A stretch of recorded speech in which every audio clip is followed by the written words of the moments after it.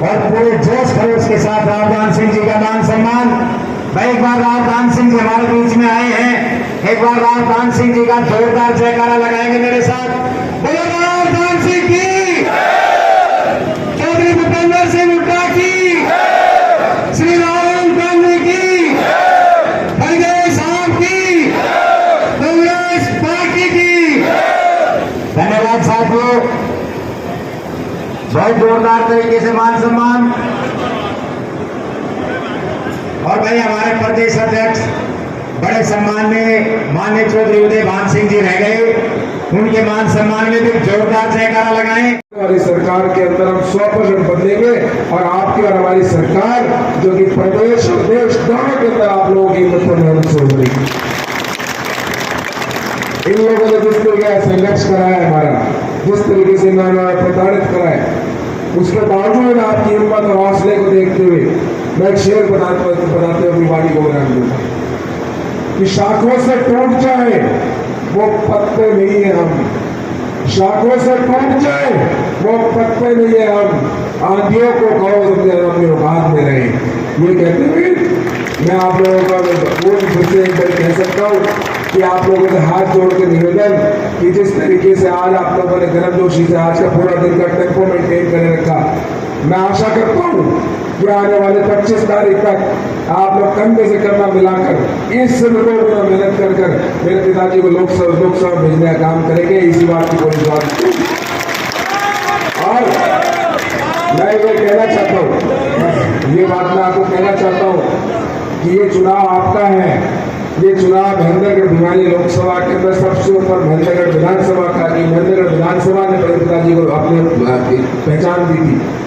मैं कहना चाहता हूँ और पूछना चाहता हूँ कि आप दोनों हाथ खड़े होकर कहते हो भाई पूरा समर्थन पूरे तरीके से करोगे और आप लोग अपने हिसाब से करोगे। महेंद्रगढ़ में पिताजी को टाइम लगाने की जरूरत नहीं है। अब आपका चुनाव आप खुद संभालोगे।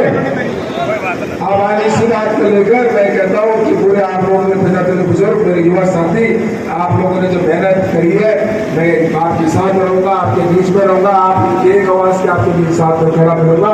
आप यही कहते हुए गाड़ी को विराम देना चाहूंगा। आपको बहुत बहुत धन्यवाद।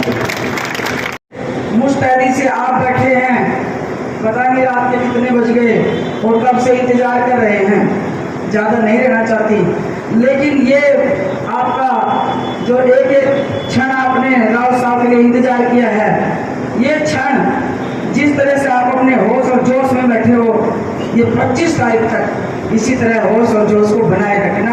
मैं तो यही कहने के लिए, क्योंकि और कॉन्फिडेंस कभी नहीं होना चाहिए। अगर हम तो जीते हुए हैं, आप हर घर में हर भाई को हर बहन को अच्छी तरह जानते हो। अगर आज भी हम रावदान सिंह जी को अपने ही क्षेत्र में रखते हैं, अटेली में, महेंद्रगढ़ में, जिले में, रोहतक इसमें, नारनौल में रखते हैं, तो हम समझेंगे कि हमारे गांव में कोताही है।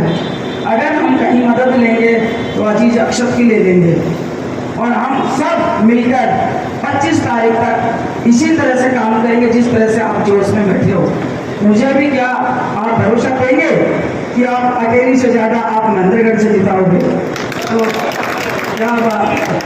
तो 3 तारीख को रावदान सिंह जी का आप नॉमिनेशन कराने के लिए नारनौल आ रहे हैं, तो उस नारनौल की भीड़ में आपको आ क्या जाएगा?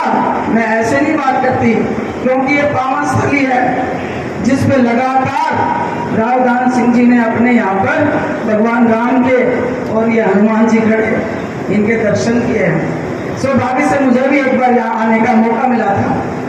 और नारनौल में 3 तारीख को आपको आजमाएंगे अटेली वाले कि आप ज्यादा संख्या में होंगे या अटेली वाले ज्यादा होंगे। इन्हीं शब्दों के साथ आप सब को बहुत बहुत मुबारक हो कि हमारा प्रत्याशी जो हमारे इलाके की पहचान है और आप सबकी देन है, महेंद्रगढ़ वासियों की देन है, हम सब मिलकर रावदान सिंह को भारी बहुमत से जिताएं। ये चुनाव कोई आसान चुनाव नहीं है। ये चुनाव फैसला करेगा हरियाणा विधानसभा का भी। ये दिल्ली तो जाएंगे ही जाएंगे, उसके बाद ये रास्ता खुलता है चंडीगढ़ का भी। तो आप सबसे यही उम्मीद करती हूँ कि 25 तारीख तक आप इसी तरह डटे रहो और इसी तरह से रावदान सिंह जी के हाथ मजबूत करो। जहाँ पे अजीज अक्षर को बुलाओ और इनको उधर के इलाके में राव साहब भेजो। इन्हीं शब्दों के साथ मेरे साथ सब बोलेंगे, भगवान श्री रामचंद्र की और बजरंगबली की। धन्यवाद। मैं क्षमा चाहूंगा, बीच में मान सम्मान की कड़ी पूरा समाज सभी समाज मिलकर के रावदान सिंह जी का मान सम्मान कर रहे हैं। आ जाओ जी, बैठ जाओ। अब मैं ज्यादा समय नहीं लेता हुआ आपके बीच में उस महान शख्सियत को कहा कि हाँ जी, हो सकता है कि राम से कोई प्रभाव हो। राम हमारे दिल में है लेकिन राजनीति में नहीं है, इसलिए वो प्लान फेल हो चुका। और अभी 2 चुनाव हुए, आपको बताना चाहता हूं, एक पहला चरण, एक दूसरा चरण। दोनों में भाजपा के अंदर मायूसी है। पहले चरण में तो 102 का चुनाव हुआ, जिसमें 70 से ज्यादा सीटें हार रहे हो इंडिया ब्लॉक को मिल रही है। और दूसरे के अंदर 89 में से एक व्यक्ति एक्सपायर हो गया, 88 का हुआ, जिसके अंदर 55 और 60 के बीच में वो सीटें हार रहे हैं। तो उनको गांधी अपनी जाती हुई नजर आ रही है। अब आपको ये खुशी की बात है, लेकिन आपको एक ताकत के साथ लड़ना है। ये भारतीय जनता पार्टी कुछ भी कर सकती है। कोई भी व्यक्ति भ्रष्टाचारी हो, अगर इनके पास चला जाता है तो दूध का धुला हो जाता है।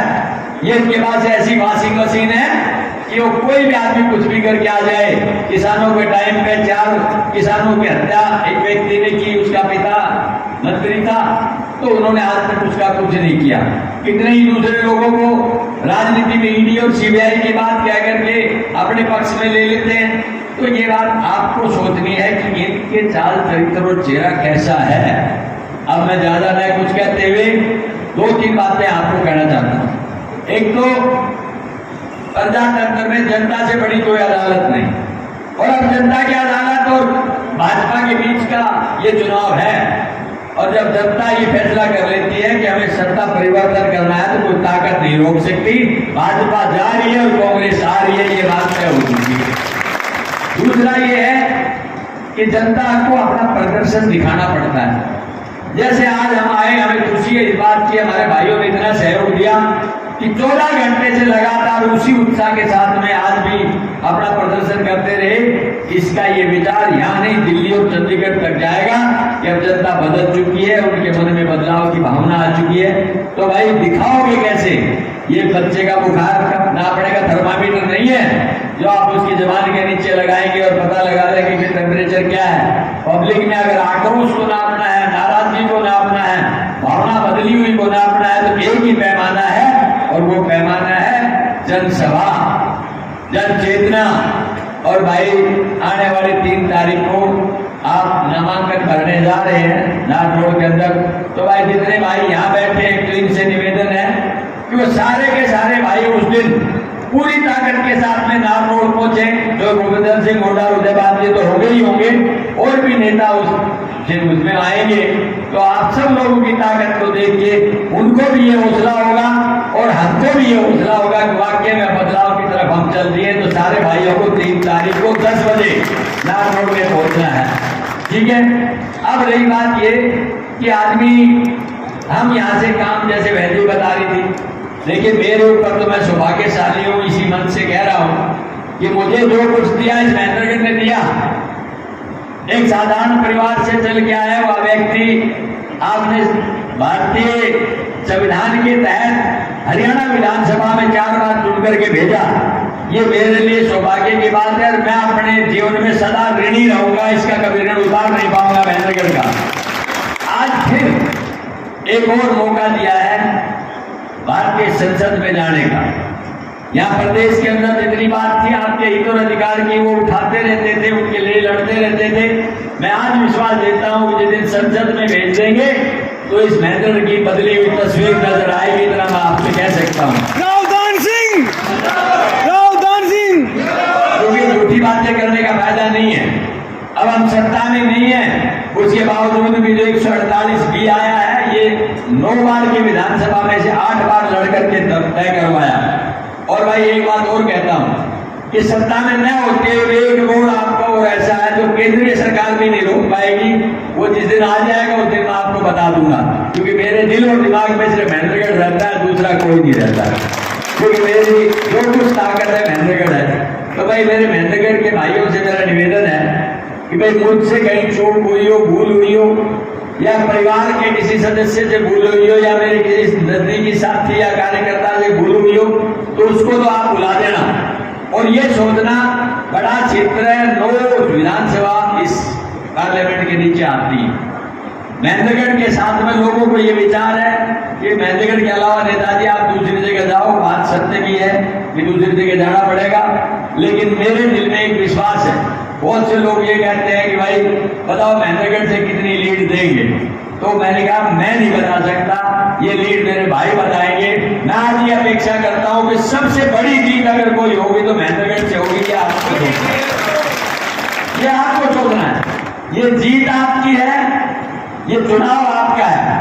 हर व्यक्ति अपने आप को दान सिंह समझे, और जहां रिश्तेदारी है, जानकारी है, दोस्ती है, मित्रता है, वहां जाके कहे ये चुनाव मैं लड़ रहा हूं और मैं अपने लिए वोट मांग रहा हूं, तब जाकर के मैं समझता हूं कि आप और हम इसके अंदर कामयाब हो पाएंगे।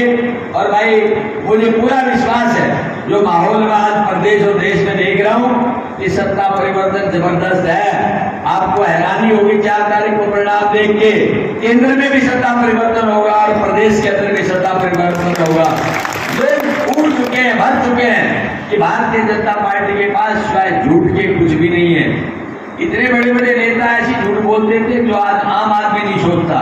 उससे एक गलत परिपाटी जारी होती है कि हम कोई झूठ बोल देते हैं, बोले क्या हो गया तू, क्या वो फलाना बोलने लगना, तो ये पैमाना बढ़ा दिया जाता है। एक समय था जब नैतिकता के आधार पर राजनीति की जाती थी, आज सिर्फ राजनीतिक मकसद के आधार पर राजनीति की जाती है।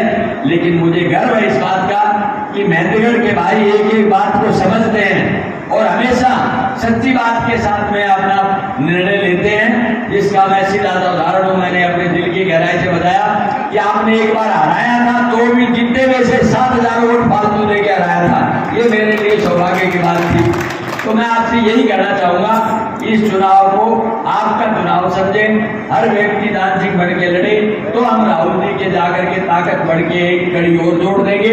और जो भूपेंद्र सिंह हुड्डा और जो उदयभान जी ने जो विश्वास करके आपके ऊपर दिया है, क्योंकि दूर से ही आवाज आ रही थी कि अगर महेंद्रगढ़ को प्रतिनिधित्व दिया जाता है तो ये चीज, ये पार्टी, ये संसदीय सीट निश्चित तौर पर जीती जा सकती है। इसलिए आपको ये उन्होंने आज एक मौका दिया है, तो मुझे पूरा भरोसा है महेंद्रगढ़ के भाई कभी नहीं चूकते। ये भी एक मौका है जिसमें आपको चूकना नहीं है, अपनी ताकत को दिखाना है और उस ताकत के आधार पर चुनाव जीत करके एक नया रिकॉर्ड बनाना है। मुझे इन शब्दों के साथ ज्यादा कुछ नहीं कहते हुए आपसे मैं माफी चाहूंगा और ये कहूंगा कि अगर मेरे से कहीं नहीं पहुंचा जाता तो अक्षत यहाँ है, वो चला जाएगा और सारे कार्यकर्ता अपने आप को अक्षत और दान सिंह बन के काम करेंगे। इन शब्दों के साथ आपने जो मान सम्मान की पगड़ी दी है, मैं उसका धन्यवाद करता हूं।